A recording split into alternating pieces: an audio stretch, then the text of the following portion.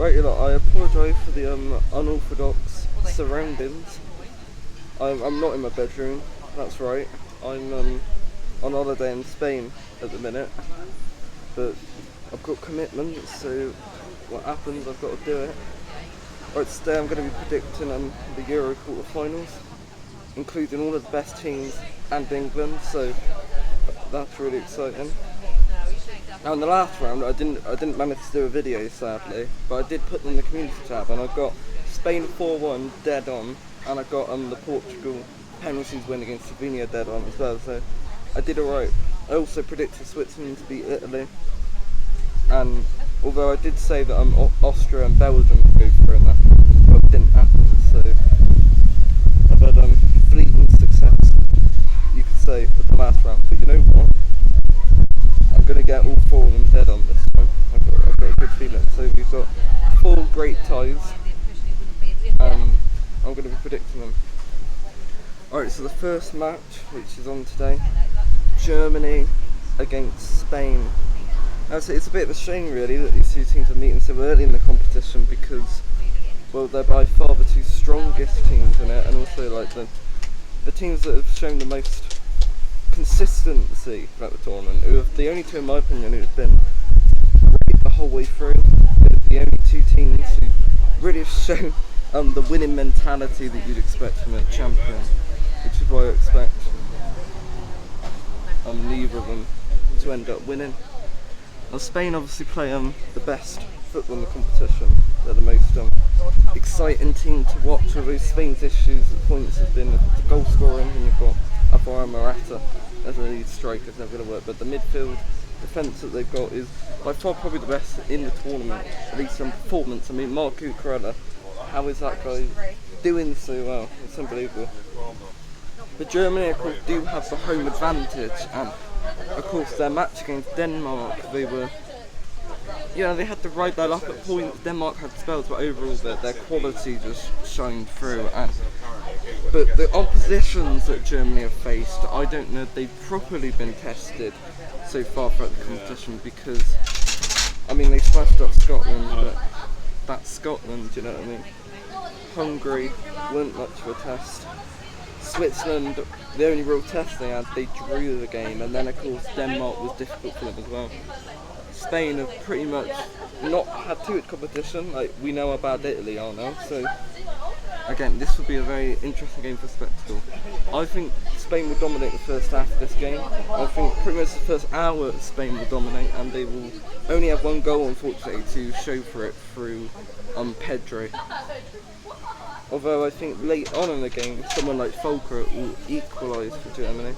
It will be 1-1 going into extra time, and Spain will score in the 107th minute through Rodri.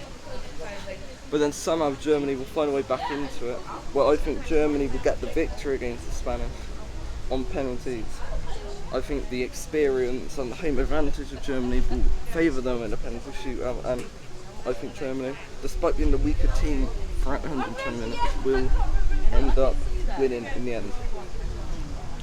Okay, the next tie is France against Portugal. Now, at the start of this tournament, this would have been a mouth-watering tie. However, both teams have pretty much very much underperformed. Portugal, in my opinion, had the best squad in the tournament. I think that midfield defence, the amount of stars they've got in that team. But their main issue has been Roberto Martinez. He's been more interested in giving a 39-year-old some fairy tale ending instead of actually delivering the best possible team. I mean, if I'm Gonzalo Ramos, I'm on the plane right now. So that is the issue I have with Portugal in this tournament. And I actually picked Portugal to win, so I think I was looking at all the odds and I thought they were the best squad. France have been pretty much the favourites in every tournament since pretty much 2016 in most people's eyes, and although they've only won 1 tournament to show for it. France have underperformed that a French player has actually yet to score a goal in open play in the tournament, which is quite ironic. But I think it would be a very Deschamps and France thing to do to sneak into the semi-finals, not really deserving it. I mean, against Belgium it was a poor performance, but then Belgium weren't really trying to win either. It's just very lucky for the French, and that could have gone either way. They couldn't beat Poland, who were the first team eliminated from the Euros, and they couldn't score against the Dutch team, were unlucky to not lose against them in fact. So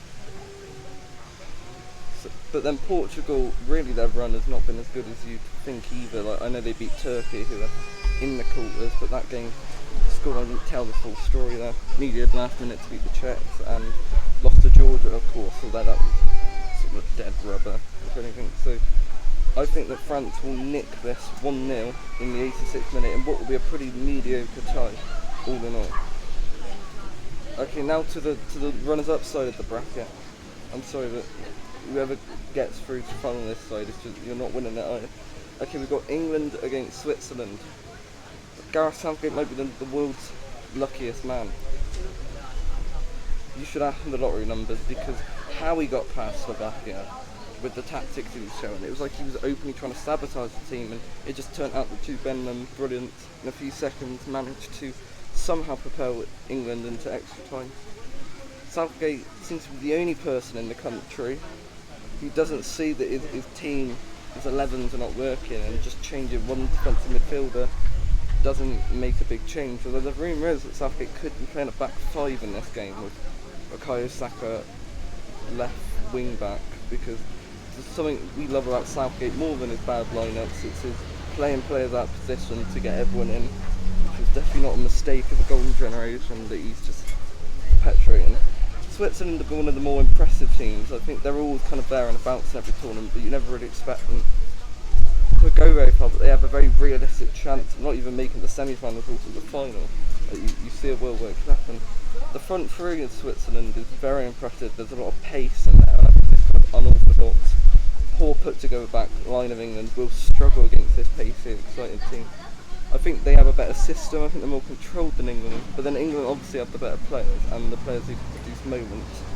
Harry Kane has underperformed throughout the tournament, but all he needs is a few seconds to sort of deliver, similar with Jude Bellingham, who of course we saw that in the last game. I think England will take an early lead in the first half through Harry Kane right before half time. However, Southgate will revert to his previous boring, stale tactics, and they'll invite pressure, and Switzerland will get a late equaliser, bringing it to extra time. The extra time will be one of the worst half an hours of football of the whole tournament, and it will go to penalties, where once again it will be unlucky penalties for England, is my prediction. Someone like Ivan Toney or Cole Palmer, the regular amazing penalty taker at club level, will in the big moment unfortunately not deliver. And I think Switzerland will unfortunately get past England to reach the semi-final. And the final quarter-final is the Netherlands against Turkey. How are Turkey in the quarter-final? How's that happened? I don't know. But the Dutch might be the second most lucky team behind England. Somehow they finished third in a group and had a run of Romania, then Turkey.